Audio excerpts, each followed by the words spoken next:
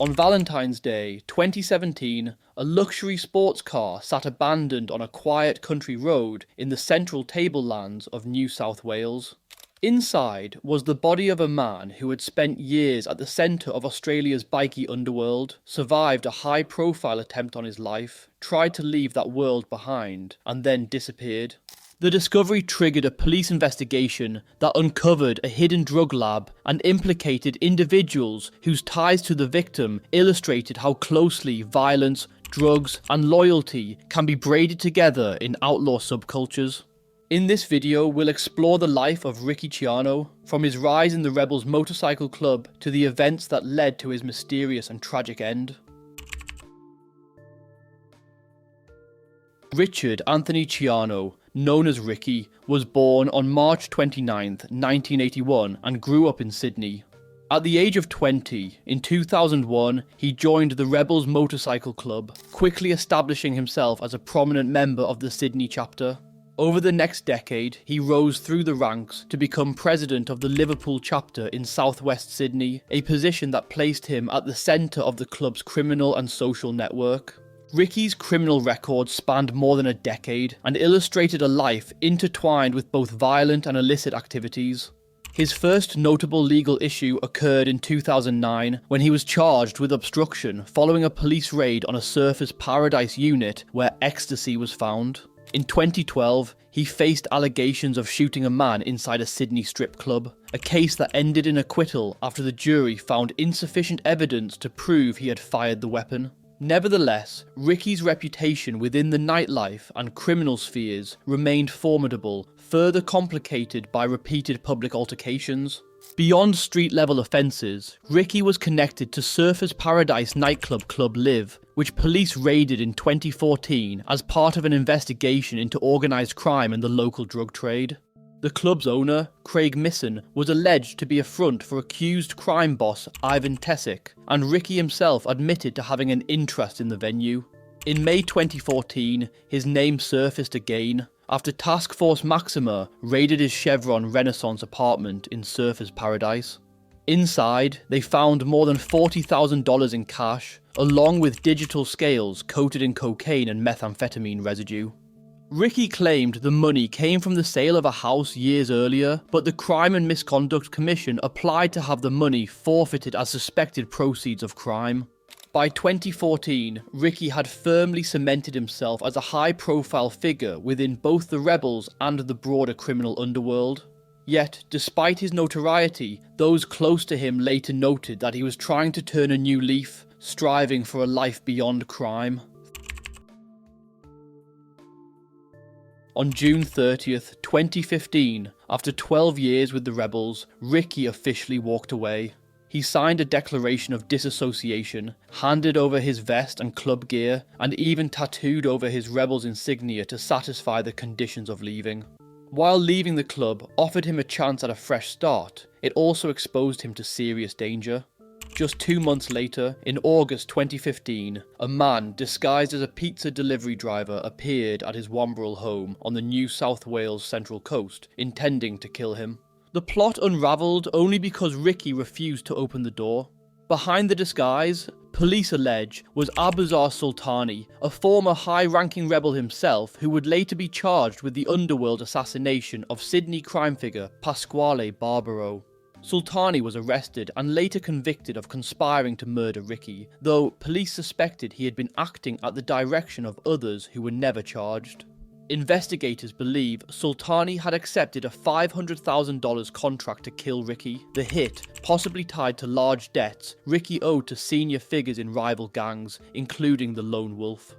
The failed hit left no doubt that leaving the Rebels had not freed Ricky from the danger of the outlaw world.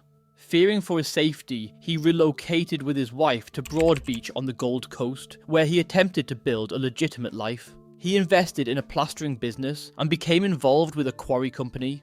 Friends said he was trying to go straight, but his past lingered close behind, with the memory of the attempted hit casting long shadows over his new start. If you want a full breakdown of the life and crimes of hitman Abuzar Sultani, I'd recommend watching my video about him after this. On February 11th, 2017, Ricky Ciano suddenly vanished. The last his pregnant wife heard from him was a text on Saturday evening saying he had been pulled over by police in Penrith over a minor issue with his driver's license and that he was leaving his car by the side of the road. After that, he disappeared.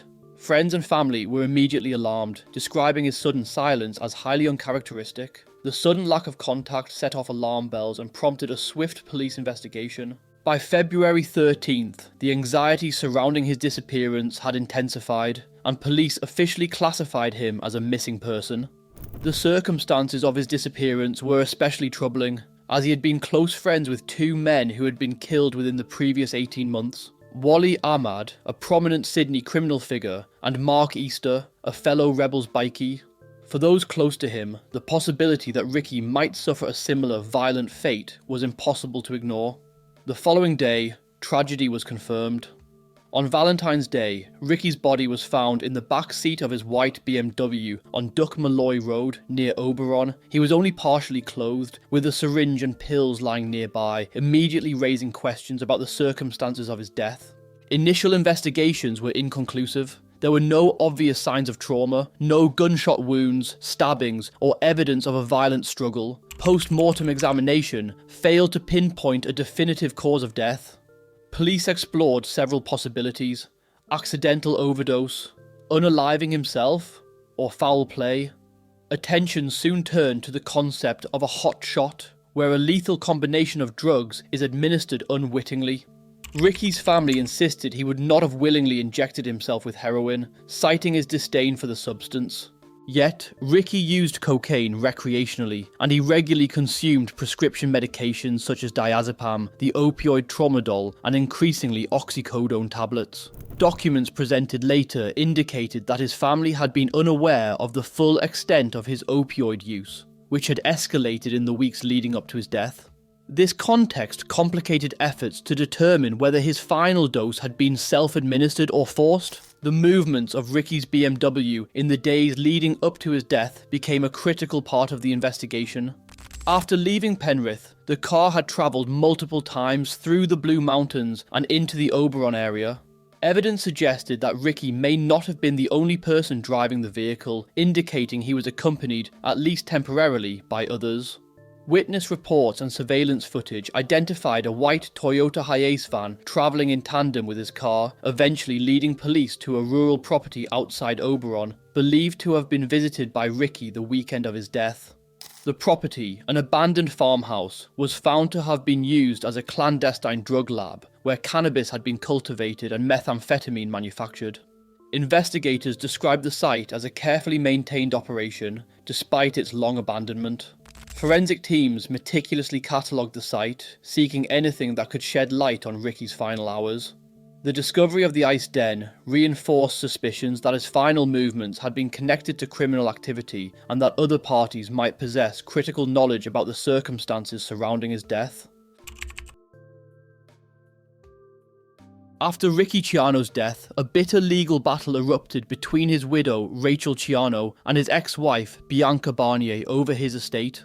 The original will, dated October 28, 2016, could not be located, leaving only a copy that allocated $10,000 to his and Barnier's 6-year-old daughter, Imogen, and the remainder to Rachel, which Barnier challenged, arguing it omitted significant assets such as luxury watches, jewellery, and a lapsed life insurance policy. However, much of what Barnier claimed was never part of Ricky's estate, and unknown to his family, he had been deeply in debt at the time of his death. Ricky's estate was declared insolvent, with debts of $467,000 that left even the $15,978 funeral cost unpaid. At the time of his death, he had owned around $100,000 in cash, a Range Rover, a Harley-Davidson Night Rod, 4 Rolex watches, and the BMW in which he was found, though most assets had been repossessed or were held by others. The dispute extended to Ricky's ashes, with Rachel scattering them at Surfers Paradise, while Barnier and other family members argued they should have been interred in Sydney next to Ricky's late mother. This bitter conflict over his legacy reflected the chaos and uncertainty surrounding his life and death, and foreshadowed the legal and criminal battles that would follow. In July 2018, nearly a year and a half after Ricky's death, police arrested two men, John Jamie Tozer and Daniel Michael Bushell, half-brothers and former associates of Ricky who had left the rebels alongside him in 2015. Investigators pieced together that on February 11th, 2017, Ricky had travelled to the Oberon property with the men under the pretense of participating in a drug production operation. While there, Ricky was administered, or may have self-administered, a fatal mix of heroin and cocaine, commonly known as a speedball. The exact sequence of events remains murky. Witness testimony and forensic evidence suggested that the lethal drugs were either given directly by Bushell or ingested voluntarily by Ricky under pressure or misunderstanding. After Ricky's death, the brothers attempted to stage the scene as a suicide. They transported his body in the BMW and abandoned it along a rural stretch of road. Forensic analysis later confirmed Bushell's fingerprints on the passenger side window of the car and his DNA inside the syringe, while Ricky's own fingerprints were found on the needle. Additional evidence placed both men at the Oberon property, including DNA traces on a mattress used in the drug operation. The legal battle that ensued was complex and drawn out. Initially, both Tozer and Bushell were charged with murder, but they eventually pleaded guilty to manslaughter, acknowledging their role in supplying the substances that contributed to Ricky's death.